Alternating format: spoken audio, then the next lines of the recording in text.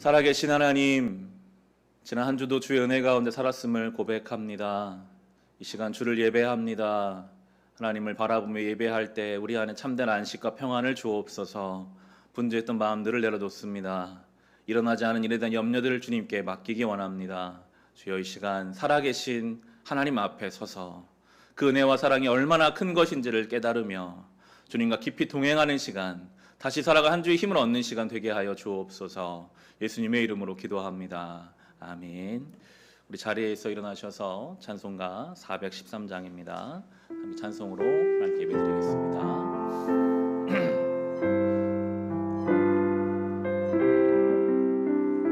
내 평생에 가린 길 순탄하여 늘 잔잔한 강 같든지 큰 풍파로 무섭고 어렵든지 나의 영혼이 늘 편하다. 저 막귀는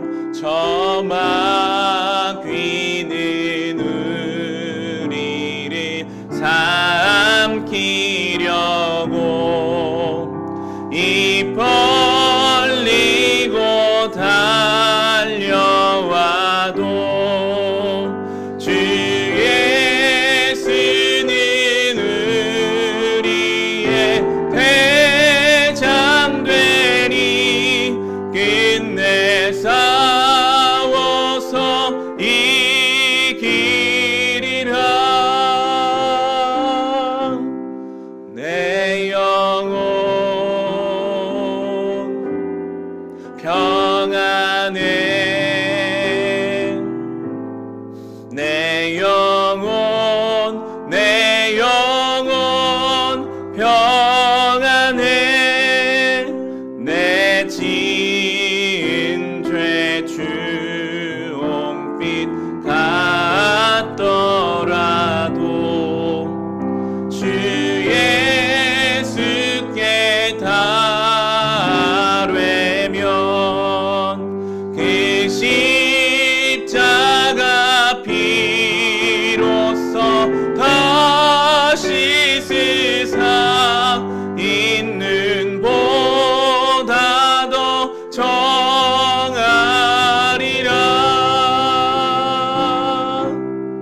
내 영혼 평안해. 내 영혼 평안해. 저 공중에 구름이 일어나며 긴 나팔이 울릴 때에 주 오셔서 세상을 심판해도 나의 영혼은 겁없으리. 내 영혼 평안해. 내 영혼 평안해. 내 영혼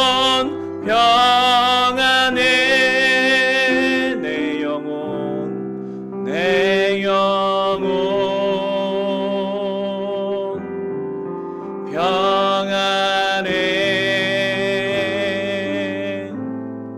내 영혼 평안해. 아멘. 나는 전능하신 아버지 하나님, 천지의 창조주를 믿습니다. 나는 그의 유일하신 아들 우리 주 예수 그리스도를 믿습니다. 그는 성령으로 잉태되어 동정녀 마리아에게서 나시고 본디오 빌라도에게 고난을 받아 십자가에 못 박혀 죽으시고 장사된 지 사흘 만에 죽은 자 가운데서 다시 살아나셨으며 하늘에 오르시어 전능하신 아버지 하나님 우편에 앉아 계시다가 거기로부터 살아있는 자와 죽은 자를 심판하러 오십니다. 나는 성령을 믿으며 거룩한 공교회와 성도의 교제와 죄를 용서받는 것과 몸의 부활과 영생을 믿습니다. 아멘. 자리에 앉으시기 바랍니다. 이 시간 함께 회개의 기도 주님 앞에 드리실 때 십자가 앞에 겸손히 우리의 삶을 돌아봅시다.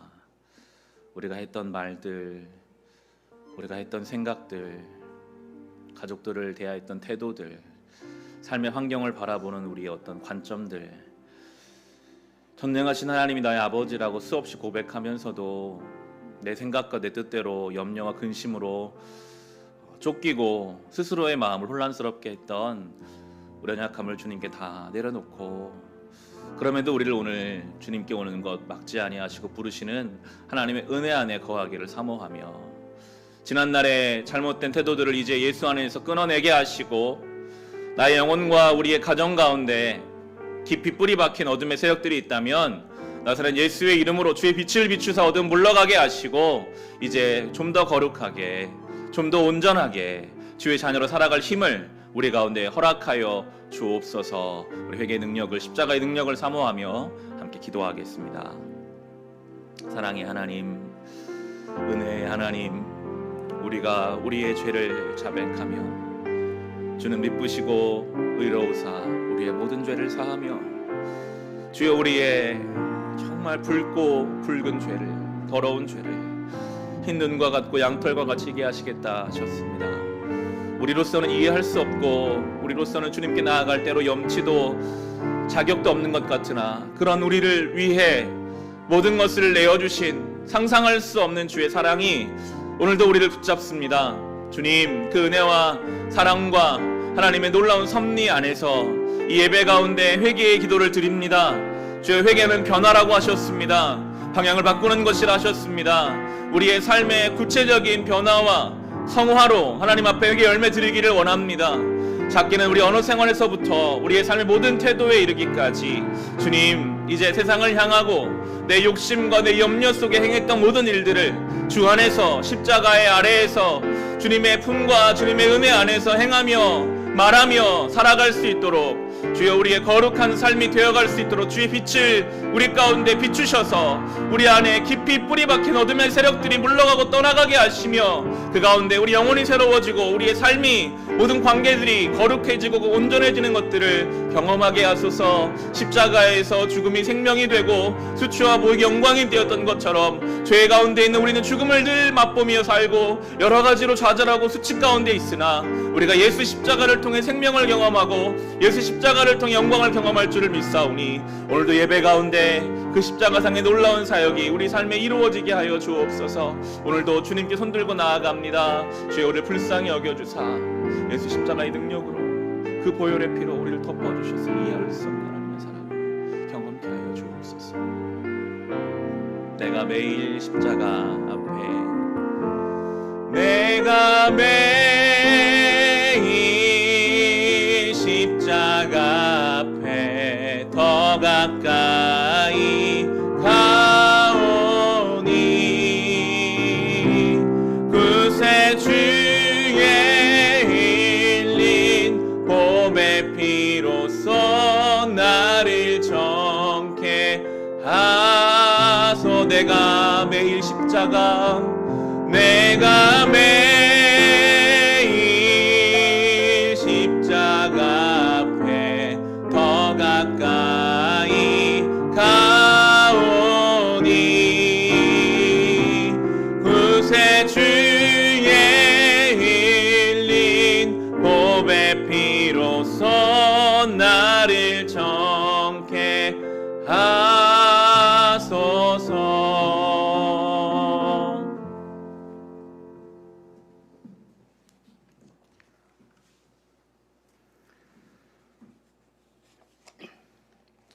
어제도 오늘도 언제나 변함없이 우리를 지키시고 인도하시는 하나님 감사를 드립니다. 우리가 갈 길을 잃어 방황할 때에도 어떤 상황과 판단 속에서도 우리의 명철을 의지하기보다 하나님의 도우심을 구하며 하늘에 소망을 두고 담대함으로 나아가게 하소서.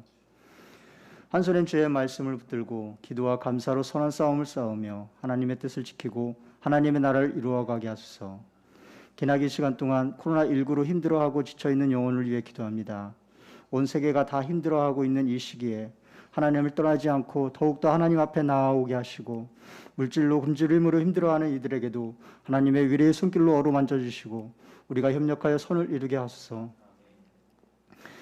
예배를 위해 기도합니다. 몸과 마음과 뜻을 다해 신령과 진정으로 드리는 예배가 되게 하시고 매일매일의 삶이 예배가 되게 하시고 우리가 서 있는 곳이 하나님의 성지가 되고 하나님의 나라가 되게 하소서. 말씀을 증거하시는 목사님에게 영육간의 강건함으로 지키시고 가정에도 근심과 걱정이 없고 하나님의 인도하심이 가득하여 하나님의 사역에 집중하게 하여 주시옵소서. 코로나19로 가정에서 또는 교회에서 예배하는 빛과 소금 교회 모든 성도님들의 가정에도 복에 복을 더하셔서 모든 이들 위해 하나님의 도우심으로 일어서게 하시고 온전한 예배를 통해 회복되어짐을 역사가 있게 하여 주시옵소서. 믿음의 성도 모두가 하나님의 복으로 말미암아 꾸임을 받는 자가 되지 않고 베푸는 자가 되며 세상 속에서 믿음의 영향력으로 미치는 자가 되게 하여 주시옵소서. 동역하는 선교지와 구제하는 기관과 아이들을 위해 기도합니다. 우리의 작은 물질과 기도로 교회가 한 마음 한 뜻으로 행하는 모든 사역 위에 하나님의 선하심을 보며 더욱 담대히 믿음의 공동체를 이루어갈 수 있도록 간절히 기도드립니다.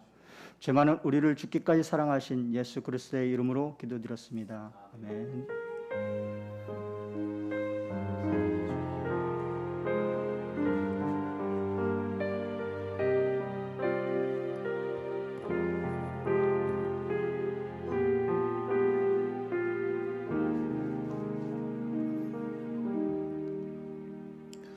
오늘 우리에게 주신 하나님 말씀 함께 보겠습니다.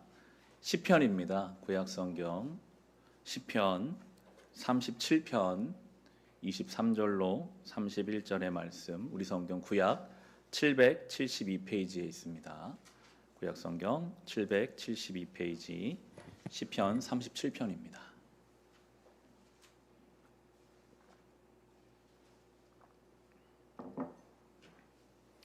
시편 37편 23절로 31절의 말씀 다 찾으셨으면 자리에서 일어나셔서 주신 말씀을 함께 읽고 함께 찬송 응답송 찬송하겠습니다. 함께 읽겠습니다. 우리가 걷는 길이 주님께서 기뻐하시는 길이면 우리의 발걸음을 주님께서 지켜주시고 어쩌다 비틀거려도 주님께서 우리의 손을 잡아주시니 넘어지지 않는다.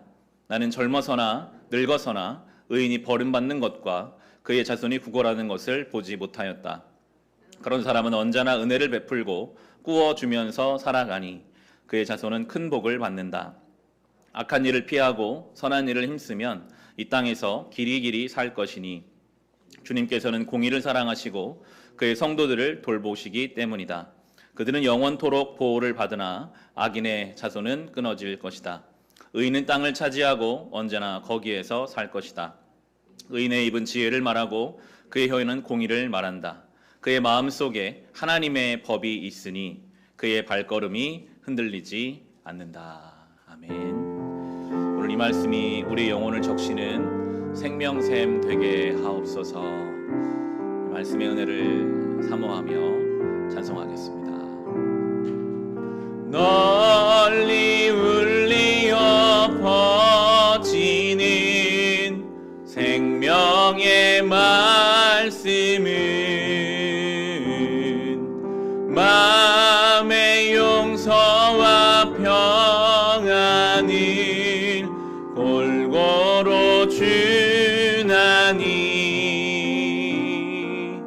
다만 예수 말씀 듣고 복을 받네. 아름답고 귀한 말씀 생명샘이로다.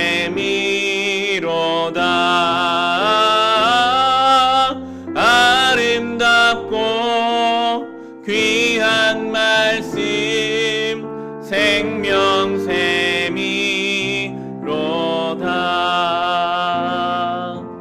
아멘. 자리에 앉으시기 바랍니다. 옆에분들과 인사 나누실까요? 반갑습니다. 눈으로 잘 오셨습니다. 네, 감사합니다. 영상으로 예배하신 성도께서도 사랑의 인사를 나누면서 오늘 말씀 함께 듣도록 하겠습니다. 오늘은 시편 37편입니다. 표지에 달려있지만 다윗의 시편입니다. 언제 다윗의 어느 인생 즈음에 이 시편을 적었는지는 알 수가 없으나 많은 성경학자들은 내용으로 보았을 때 그의 인생의 말년에 많은 인생의 경험과 그 가운데 하나님의 일하심을 다 경험한 이 지혜로운 이제 믿음의 사람 다윗을 통해 쓴 시편이라고 봅니다. 그래서 시편의 여러 장르 중에 37편은 지혜시에 들어갑니다. 오늘 우리는 하나님의 인도하심 속에 살았던 다윗의 그 지혜로운 신앙의 고백을 통해서 우리는 지혜가 필요한 시대를 살고 있잖아요. 정말 하나님의 신앙 속에서 누리는 지혜가 또 우리가 경험할 수 있게 되기를 주의 이름으로 축원합니다. 이 시편 37편에서는 두 종류의 인생이 있다라고 구분하고 있어요. 불의한 사람, 악한 사람이 있고 의로운 사람, 의인이 있다. 악인과 의인으로 인생을 두 종류로 구분합니다. 세상에서 말하는 의인은 어떤 의로운 일을 한 사람들이 의인이죠. 성경이 말하는 의인은 좀 다른데요. 성경은 아무리 사람이 착하고 의로운 일을 해도 하나님이 정해놓으신 그 의의 기준에 도달할 수 없기 때문에 모두가 다 죄인이고 악인이지만 하나님을 찾는 사람들, 하나님과의 온전한 관계를 맺기 힘쓰는 사람들, 하나님이 없이는 살 수 없다 고백하는 그 사람들이 의로운 사람이다 라고 말씀하고요. 하나님 없이도 나는 마음대로 살 수 있다. 하나님은 없다 라고 하나님이 없는 삶을 사는 존재들을 악인이다 라고 그렇게 설명합니다. 우리가 그렇잖아요. 우리가 예배에 나와 있지만요. 우리 하나님 앞에 의로운 사람입니까? 아니거든요. 그런데 우리가 의롭지 않은데 의롭다 칭하하셨어요. 우리 기독교 신앙의 중요한 칭의라는 개념입니다. 의롭지 않은데 내가 너희를 의롭다고 하리라. 먼저 우리를 의롭다고 하시고 그리고 나서 우리의 삶을 의롭게 바꿔가기를 원하세요. 그게 우리의 신앙의 순서입니다. 의롭지 않은 우리를 의롭다. 너는 나의 자녀다. 내가 너를 위해 죽었다 하시고 그리고 나서 우리의 삶을 의롭게 채워가시겠다라고 하십니다. 그래서 우리는 의인으로 살아갈 태도를 오늘 배워야 하는데요. 1절부터 보겠습니다. 37편에 1절에 보시면 이렇게 시작합니다. 우리 함께 읽겠습니다. 악한 자들이 잘 된다고 해서 속상해하지 말며 불의한 자들이 잘 산다고 해서 시세워하지 말아라. 악한 질서가 이미 세워져 있는 세상에서는 사실은 악한 자들이 더 잘 되는 것 같이 보입니다.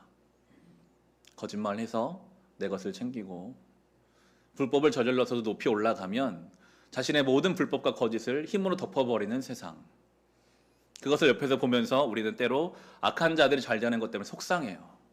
왜 세상은 이런가?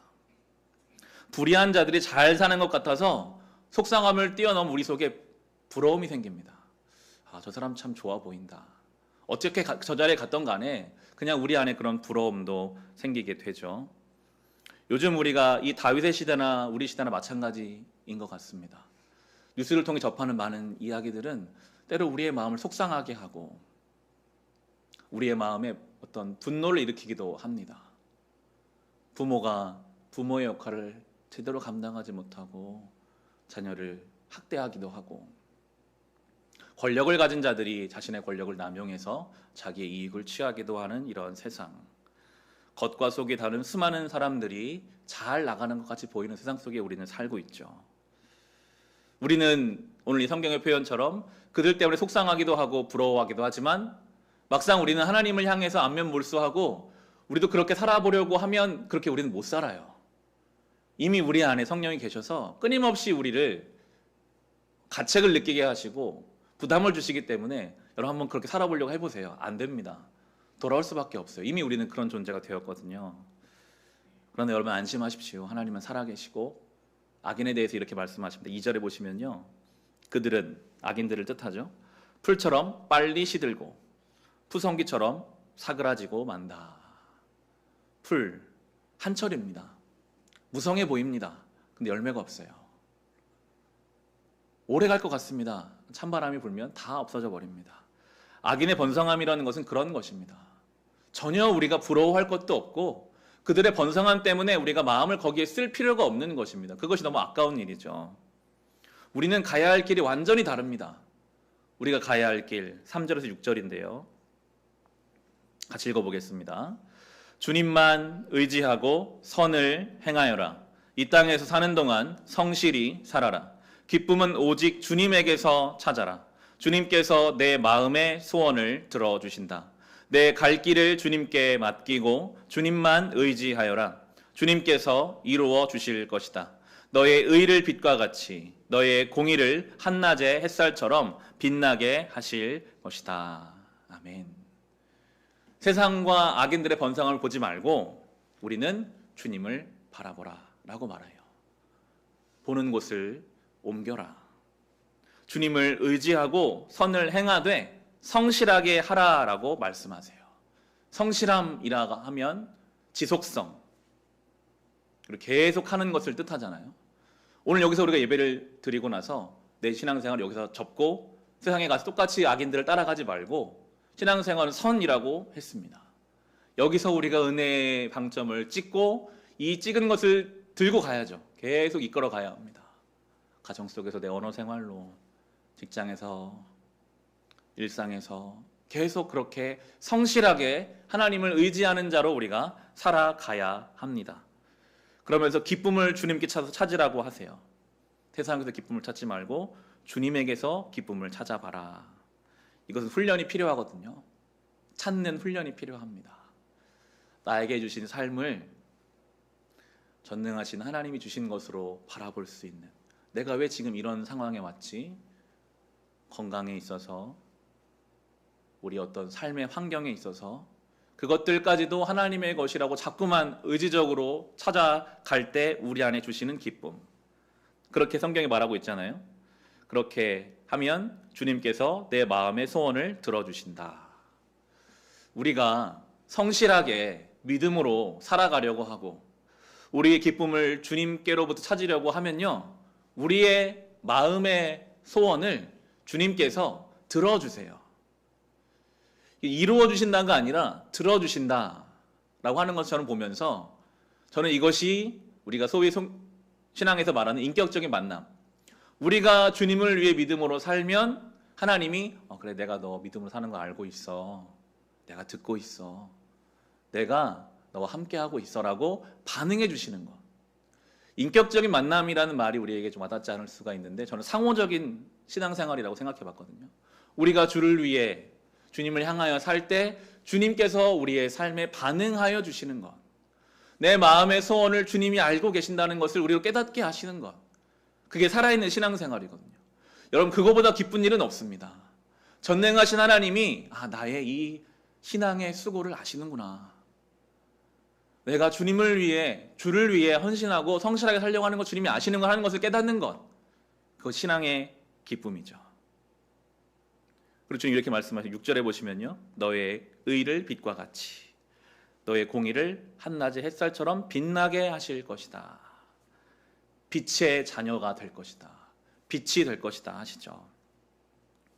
가끔 그런 이야기를 전해 듣습니다. 성도 중에 정말 기쁨으로 신앙생활 하시는 분을 만나고 오면 정말 그분은 빛이 나는 것 같아요 라고 이야기하는 것들을 들을 때가 있어요. 실제로 신앙으로 정말 깨끗하게 기쁨으로 사는 사람들을 보면 빛이 나는 것을 우리가 경험하죠. 근데 우리는 자체 발광되는 사람들은 아니거든요. 우리는 반사체입니다. 마치 달이 태양빛을 반사해서 그 빛을 비추는 것처럼 우리는 우리 안에 빛에 조금의 요소도 없어요. 그런데 주의 빛이 우리 가운데 비추어지면 우리는 그 빛을 전달할 수 있습니다. 그게 성도의 삶이거든요. 오늘 우리의 삶에는 주의 빛이 비추어지고 있을까요? 멀리 갈 필요도 없습니다. 내 가장 가까운, 내가 가장 자주 만나는 내 가까운 사람들에게 그 하나님의 빛이 나를 통해 비춰지는 것, 그게 성도의 삶이죠. 그러나 우리가 살아갈 삶의 현장, 예배를 마치고 여러분이 돌아가셔 여러분의 가정, 내일부터 시작될 여러분의 어떤 일상은 여전히 만만치가 않잖아요. 여전히 만만하지 않아요.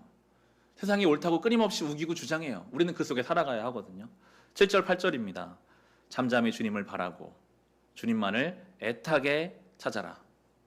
가는 길이 언제나 평탄하다고 자랑하는 자들과 악한 계획도 언제나 이룰 수 있다는 자들 때문에 마음 상해하지 말아라. 노여움을 버려라.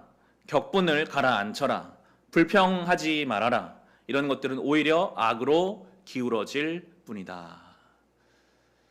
신앙의 태도가 간절하고 애타지 않으면 세상의 소리에 우리는 흔들릴 수밖에 없습니다. 세상은 악한 계획도 언제나 이루어진다라고 말해요. 봐라, 우린 이렇게 잘 살고 있지 않냐 자랑해요. 그래서 우리 속에 노여움이 생기고 격분이 생기고 불평까지 갑니다. 하나님 뭐 하시나? 내가 괜히 신앙의 길을 걸었구나. 오히려 우리를 악으로 기울어지게 하는 그런 일들이 우리 안에 있거든요.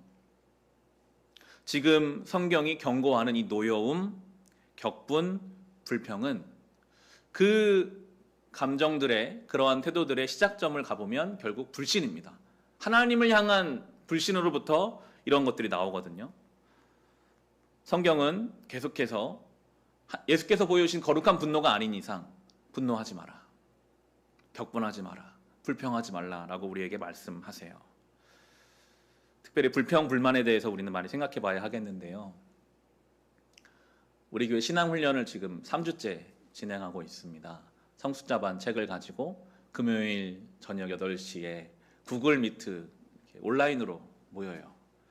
한 20명 정도 되는 지체들이 함께 저녁 8시에 모여서 9시 반까지 한 1시간 반 정도 진행을 합니다.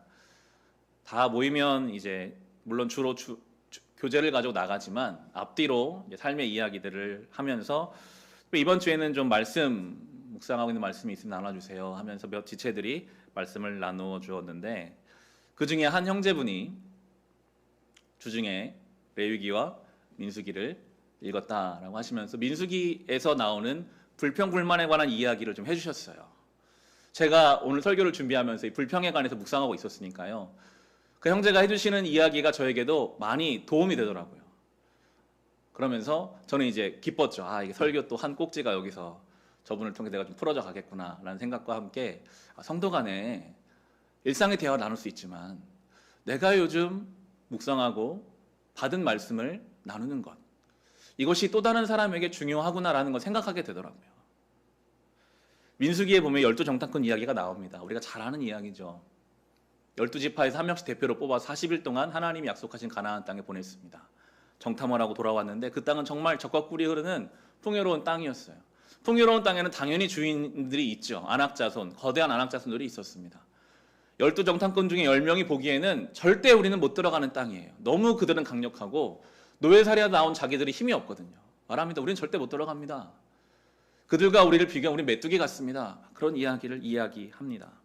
갈렙과 여호수아를 제한 나머지의 그 이야기 때문에 온 백성이 하나님 앞에 원망하기 시작합니다. 왜 우리를 데리고 와서 차라리 이집트에 있을 것을.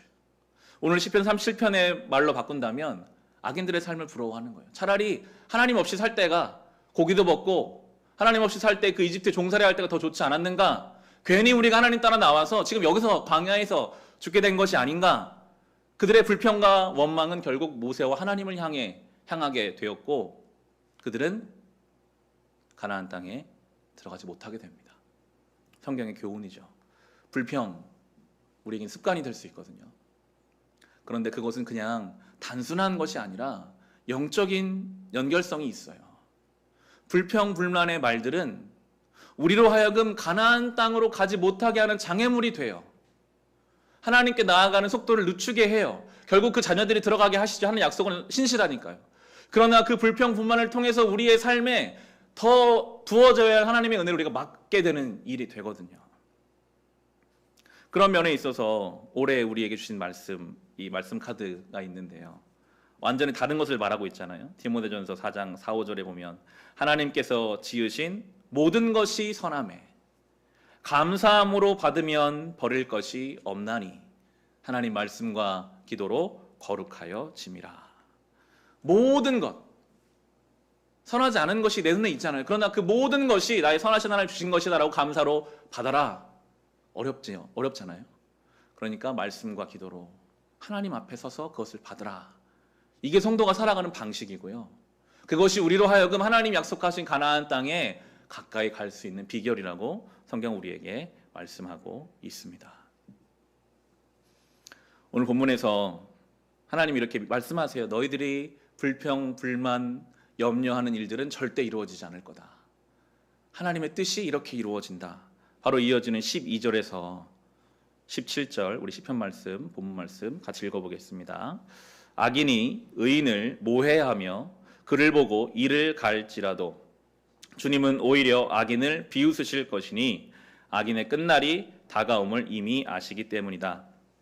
악인들은 칼을 뽑아 치켜들고 또 활을 당겨서 비천하고 가난한 사람들을 쓰러뜨리며 자기 길을 똑바로 걷는 사람을 죽이려고 하지만 그 칼에 오히려 자기 가슴만 뚫릴 것이니 그 활도 꺾이고야 말 것이다. 의인의 하찮은 소유가 악인의 많은 재산보다 나으니 악인의 팔은 부러지지만 의인은 주님께서 붙들어 주신다. 아멘. 세상은요 작정하고 교회와 성도들을 흔듭니다. 이 땅에 온 하나님의 아들 예수님은 십자가 못 박은 세상이잖아요. 작정하고 우리에게 활을 쏘고 공격할 것입니다. 그러나 분명히 하나님 말씀하시죠. 결코 성도들의 삶을 해할 수 없을 것이다. 오히려 그들에게 그들의 칼이 돌아갈 것이다. 다윗이 지금 이걸 경험했잖아요. 소년 시절 골리앗과의 싸움에서 하나님을 모욕하고 하나님 백성들을 공격했던 그 골리앗을 아무것도 모르는 소년 다윗이 상대했어요. 다윗은 청년의 시절 그리고 많은 시간을 전쟁터에서 보냈으니까요. 이 말년에 그때를 추억하면 얼마나 자기의 그 행동이 위험했는지를 알았을 거예요. 그때는 아무것도 몰랐으니까 나갔지만 돌아보니 어떻게 그 골리앗 장수 앞에 한 번도 싸워본 적 없는 목동인 내가 나갈 생각을 했을까. 그런데도 하나님께서는 나는 부족한 목동이었지만 그 불의한 자를 넘어뜨리시기 위하여 나 같은 자를 사용하셨구나 라고 고백하고 있잖아요. 절대 의인들을 상하게 하지 않으신다. 그 악인의 칼로 골리앗이 결국 자기 칼로 죽임을 당해요. 다윗이 그 칼로 골리앗을 죽이니까요. 이것이 바로 하나님의 살아계심을 우리에게 증거하는 성경의 내용입니다. 오늘 이렇게 16, 17절에 이렇게 말하잖아요. 의인의 하찮은 소유가 악인의 재산보다 나으니. 세상의 계산법과는 다릅니다. 의인의 하찮은 소유, 세상에서는 하찮다고 말하지만 악인의 많은 재산보다 그 의인의 하찮은 소유가 더 낫다. 이게 하나님 나라의 계산법입니다. 우리는 악인의 번성함을 부러워하는 것이 아니라 하찮은 소유를 가지고 살지라도 하나님과 함께 의인의 삶을 살아가는 사람들인 것입니다. 우리는 성도입니다. 우리는 순례자의 길을 걷는 사람들입니다. 이미 저와 여러분 홍해를 건넜어요. 못 돌아가요. 이제는 광야 같은 인생길을 지나 하나님 주신 가나안 땅으로 가야 돼요. 그게 우리의 방향이거든요. 우리는 순례자요, 도상적인 존재, 길 위에 있는 존재입니다. 우리가 걷는 길을 이렇게 설명합니다. 23절, 24절에 보시면요. 같이 읽어보겠습니다. 우리가 걷는 길이 주님께서 기뻐하시는 길이면 우리의 발걸음을 주님께서 지켜주시고 어쩌다 비틀거려도 주님께서 우리의 손을 잡아주시니 넘어지지 않는다. 아멘. 우리의 걷는 이 길이 주님께서 기뻐하시는 길이면 주님이 우리의 발걸음을 지켜주십니다. 실상은 주님이 지켜주셔야 할 만큼 장애물이 많거든요. 우리가 이 길을 가려고 하면 수많은 방해와 장애물이 있지만 그렇지만 주님이 지켜주시고 심지어 우리는 어쩌다 비틀거려요. 힘이 빠져서 비틀거릴 때가 올 것입니다. 그렇지만 주님이 우리의 손을 잡아주셔서 넘어지지 않게, 포기하지 않게 우리를 붙잡아 주실 것이라고 그렇게 이야기하고 있습니다. 교인들을 만나서 대화를 나누다 보면 저는 이제 목사니까 매일 교회에서 말씀 묵상하는 어쩌면 2선에 3선에 있는 사람이고 직장에서 신앙생활을 하고 있는 성도들의 이야기를 들어보면 정말 신앙의 최일선에 살아가고 있구나. 그 세상의 논리 한가운데에서 믿음으로 살아간다는 것, 얼마나 치열하고 얼마나 쉽지 않은가라는 생각을 해보게 돼요. 오늘 선교사님 오십니다.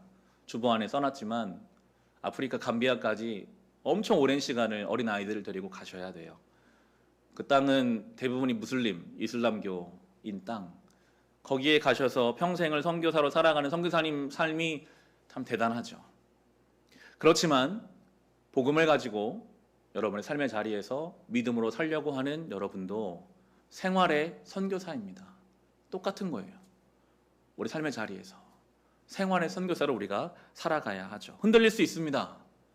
분명히 흔들릴 때가 올 겁니다. 그러나 결코 좌절하고 실패로 끝나지 않을 것입니다. 주님이 우리를 이끌어가 주실 것입니다. 31절에 다윗이 그 어떤 비결을 말하거든요. 그의 마음속에 하나님의 법이 있으니 그의 발걸음이 흔들리지 않는다. 다윗의 경험입니다. 다윗이 그의 마음속에 하나님의 법이 있었을 때는 골리앗 앞에서도 흔들리지 않아요. 나는 주님의 이름으로 나간다. 그런데 다윗의 마음속에 하나님 법이 없을 때는 왕이어도 눈앞에 보이는 다른 남자의 아내 때문에 마음이 흔들리는 삶을 살았거든요. 주의 법이 우리 마음속에 있어야 한다. 이것이 너무나 중요하고 우리가 이 믿음의 길을 걸어갈 수 있는 유일한 방법인 것입니다. 주중에 계속 마태복음 묵상하고 있습니다. 예수님이 우리가 담아야 할 내용들을 잘 말씀해 주시고 계시더라고요. 본문을 접어두시고 마태복음 23장을 한번 가보겠습니다. 주중에 묵상했던 마태복음 23장 신약성경 38페이지에 있는데요.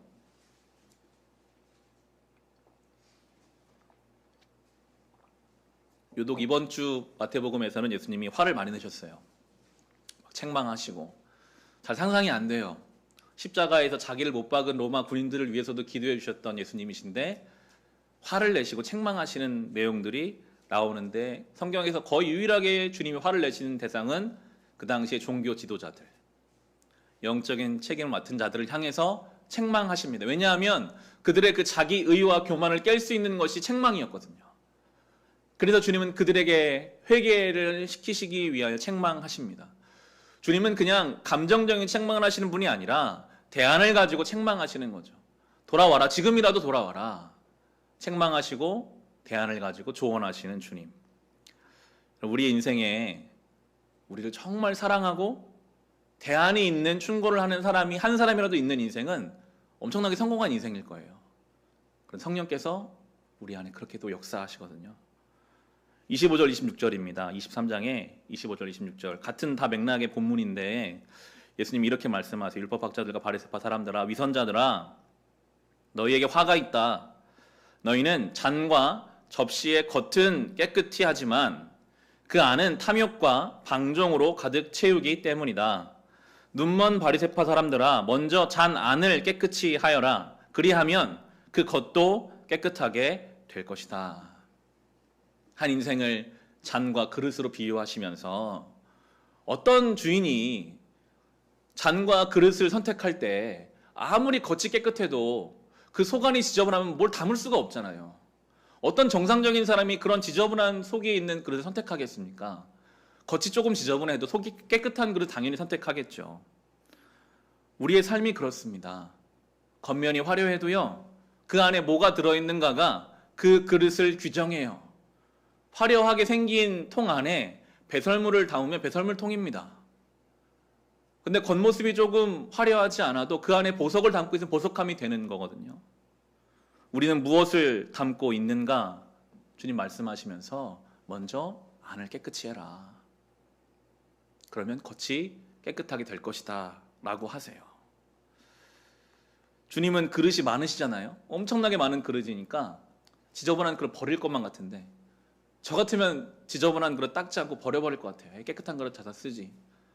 그런데 예수님이 내가 너희를 지저분한 거 버리겠다라고 안 하시고요, 지금이라도 너희 안을 깨끗하게 해라. 그러면 너희의 겉도 깨끗해질 것이다 라고 말씀하시거든요. 주님 말씀하신 중요한 순서입니다.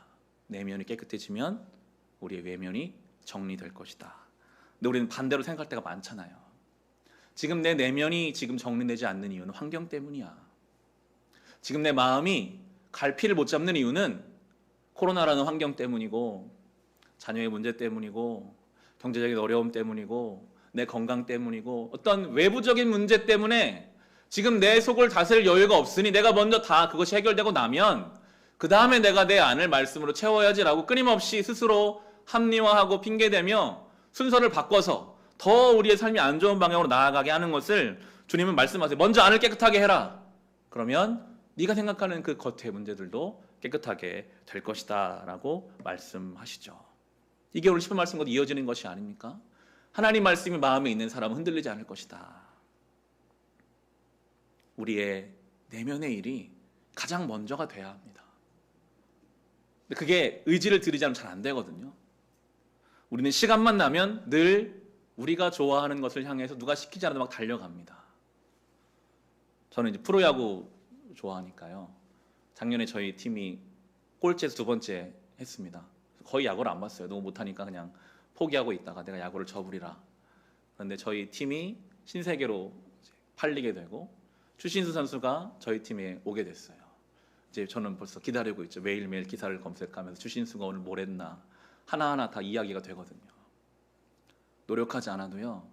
내가 관심 있고 좋아하는 것을 막 찾아보고 시간을 내요. 모든 것이 그렇습니다. 그런데 우리가 정말 힘써서 노력해야 할 것들은 이 거룩하게 내 안을 채워가기를 힘쓰는 것. 하나님 말씀을 가까이 하는 것. 힘써서 여러분이 할 수 있는 것들을 해보십시오.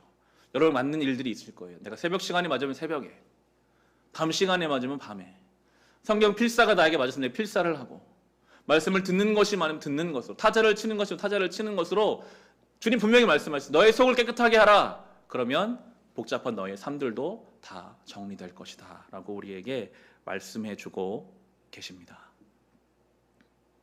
결론을 내겠습니다. 지난 수요일 출애굽기 말씀을 나누었는데 성막에 관한 내용이었어요. 영상으로 성막에 대해서 살펴봤는데 성경에 나온 그대로 그 사이즈대로 영상으로 이제 통해서 봤어요. 작아요. 성막도 작고 주님이 임재한 지성소도 굉장히 좁은 공간입니다. 그냥 말이 좋아 성막이 텐트를 쳐놓은 것이거든요. 황량한 광야 가운데 텐트를 쳐놓고 주님이 내가 그 가운데 있겠다라고 하시더라고요.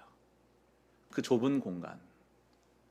그리고 이스라엘 백성은 죄가 많은 사람들. 틈만 나면 불평하고 원망하고 모세가 눈에 안 보이면 십계명 말씀 받으러 시내산 갔는데도 금송아지 만드는 그러한 이스라엘 백성 가운데 내가 너희 가운데 거하겠다라고 말씀하시는 전능하신 하나님. 그 성막이 하나님 말씀대로 지어지자 그 성막에 강력한 주님의 임재가 있었습니다. 그리고 출애굽기는 그렇게 표현해요. 그 임재를 따라 이스라엘 백성들이 그 순례길을 광야길을 걸어갔다. 주의 임재가 가면 함께 가고 멈추면 함께 멈추었다. 하나님의 말씀으로 내 내면이 채워지고 주님의 그 사랑과 은혜가 내 안에 채워진 사람이 온전한 길을 걸어갈 수 있게 되거든요. 비틀거려도 흔들리지 않고 그 길을 갈 수 있게 하시거든요. 성경에서 이렇게 강력한 주의 임재를 자세하게 표현하는 것이 사도행전 2장에 또 나와요. 사도행전 2장에 보면 오순절 다락방 사건이 나오잖아요. 주님이 그 안에 계시기 전에 그들은 두려워서 숨어 있었던 사람들입니다.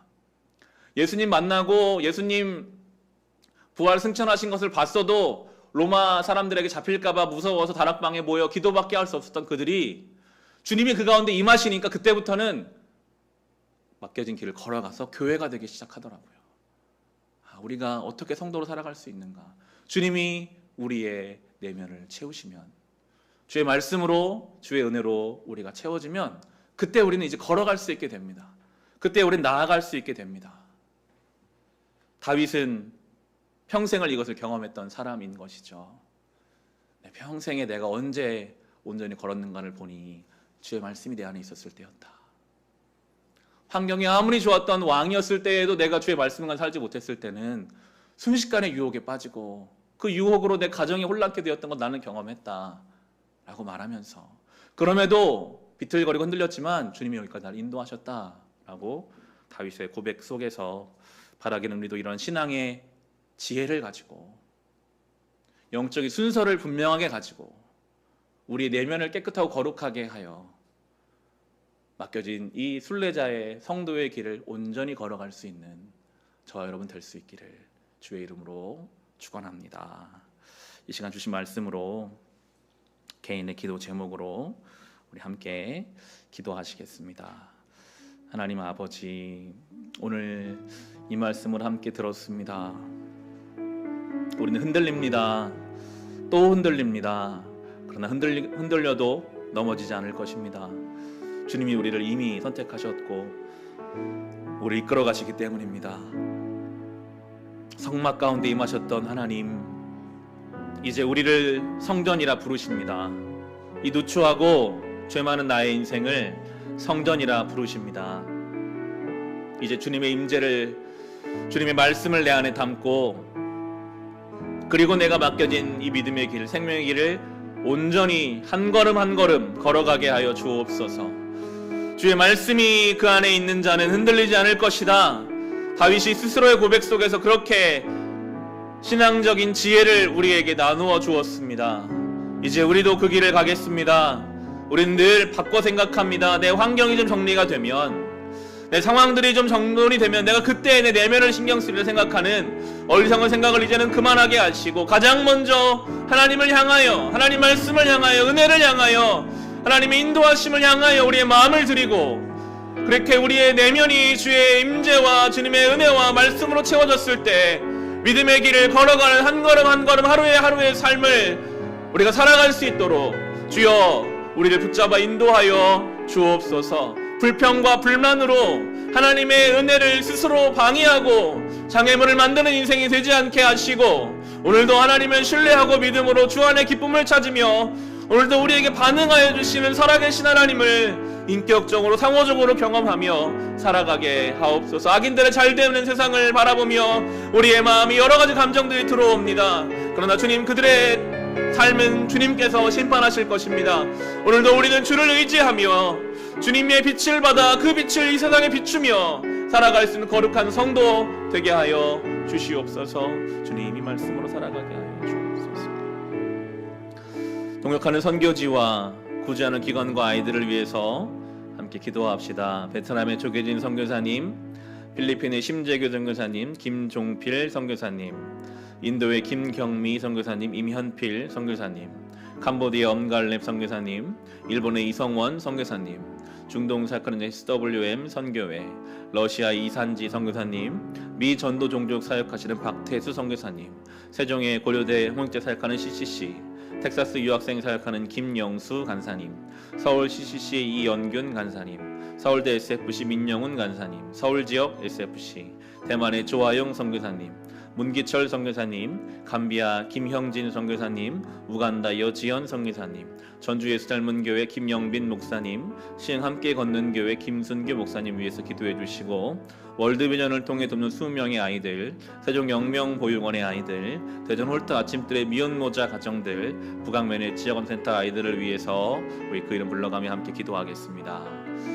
사랑의 하나님, 오늘도 베트남에서, 필리핀에서, 인도에서, 캄보디아에서, 일본에서, 중동에서, 러시아에서 복음이 전해지지 않은 곳곳에서, 세종의 고려대, 홍익대에서, 텍사스에서, 서울에서, 서울대에서, 대만에서, 감비아에서, 우간다에서, 전주와 시흥에서 이 맡겨진 선교의 사명을 감당하는 모든 사역자들, 그 가정과 사역 위에 은혜 베풀어 주시고, 코로나 가운데 어려움 당하지 않게 하시며 그들의 삶을 인도하여 주시고 이끌어 주옵소서.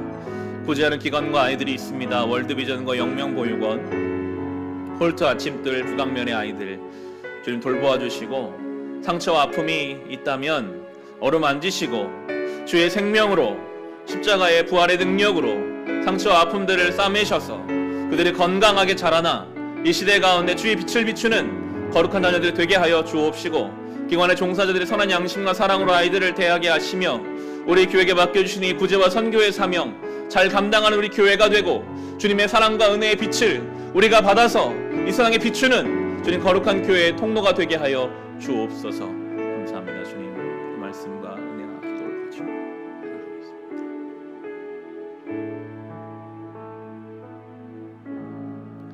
감사합니다. 주님, 예수님의 이름으로 기도합니다. 아멘. 다 함께 자리에서 일어나셔서 찬송으로 예배 마치겠습니다. 세상 속에서 지혜의 길을 걷는 자로, 또 오늘 김영진 선교사님 오시는데 선교사님 축복하는 마음으로 함께 찬송 드리겠습니다. 아무도 예배하지 않는 그곳에서 주를 예배하리라. 아무도 찬양하지 않는 그곳에서 나 주를 찬양하리라. 누구도 헌신하지 않는 그곳에서 주께 헌신하리라. 누구도 증거하지 않는 그곳에서 나 주를 증거하리라. 내가 밟는 모든 땅 주를 예배하게 하소서.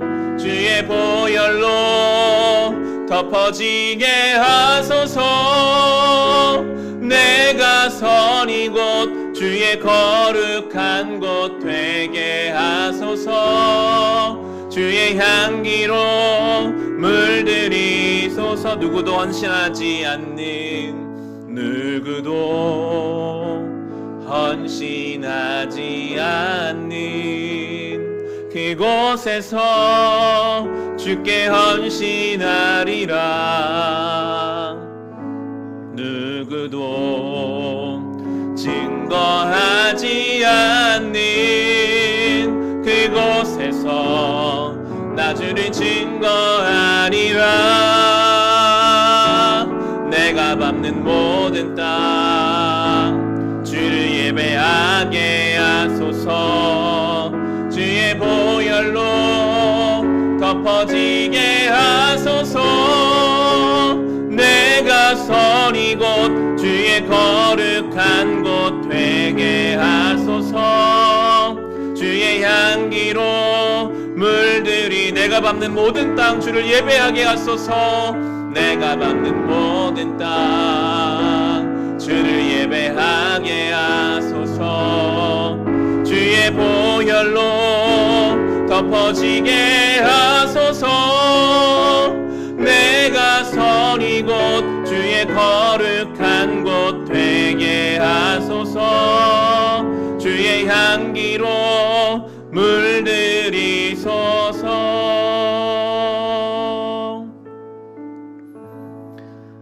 하나님, 우리는 오늘 또 다시 순례자의 길을 시작합니다. 저 세상에 잘 되는 것 같은 것, 앞서가는 것들, 그런 것들을 보며 때로는 마음이 상하고 부러운 마음도 듭니다. 그러나 주님을 바라보며 주의 말씀을 우리 안에 채우며 주님과 함께 주어진 이 순례자의 길을 걸어가게 하옵소서. 주 안에서 기쁨을 찾고 나의 작은 신앙에 반응하여 주시는 그 하나님 때문에 기뻐하며 주의 빛과 은혜를 우리 가운데 받아서 그 빛을 세상에 전파할 수 있는 그런 교회 되고 성도 되게 하여 주옵소서. 먼저 우리의 겉을 생각하기 전에 우리의 속을 깨끗하게 하여 우리의 겉까지도 깨끗하고 정돈시켜 주시는 하나님의 살아계심을 매일매일 순간마다 경험하는 복을 우리에게 허락하여 주옵소서. 오늘 예배드리며 하나님 은혜가 감사해서 귀한 예물 구별하여 주님 앞에 올려드립니다. 우리가 드린 모든 것 기뻐 받아 주옵소서. 지금은 우리 주 예수 그리스도의 은혜와 하나님 우리 아버지의 크신 사랑하심과 성령님의 우리와 동행하심이 여기 모인 우리 모두 위에, 우리의 가정 위에, 우리의 교회 위에, 이 나라 이 민족 가운데 함께하여 주시기를 간절히 축원하옵나이다. 아멘. 하나님 감사드립니다. 하나님의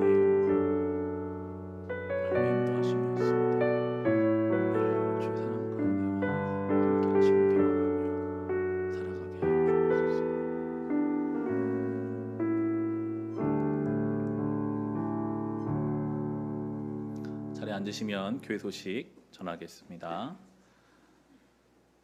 오늘 11시 예배에는 김형진 선교사님 오셔서 말씀 전해주십니다. 주보 안쪽면에 보면 설명이 나와 있습니다. 보시고 기도를 부탁드립니다. 지금 사순절 기간입니다. 3월 마지막 주간, 다음 주가 되겠는데요. 고난주간이고 고난주간 특별 새벽기도회로 진행하게 됩니다. 어린이 예배는 지금 4월 첫 주부터 다시 모일 계획 중에 있습니다. 위에서 기도 부탁드립니다. 지난 월요일에 우리 박형옥 노은선 성도 가정에서 자녀를 출산했습니다. 그래서 기도해 주시고요. 생명의 삶 4월달 마태복음 마치면 출애굽기가 시작됩니다. 신청하셔서 말씀 묵상해 주시면 되겠고요. 나머지 광고는 주보를 참고하시면 되겠습니다. 여러분들과 인사 나누시면서 각자의 자리에 돌아가시면 되겠습니다.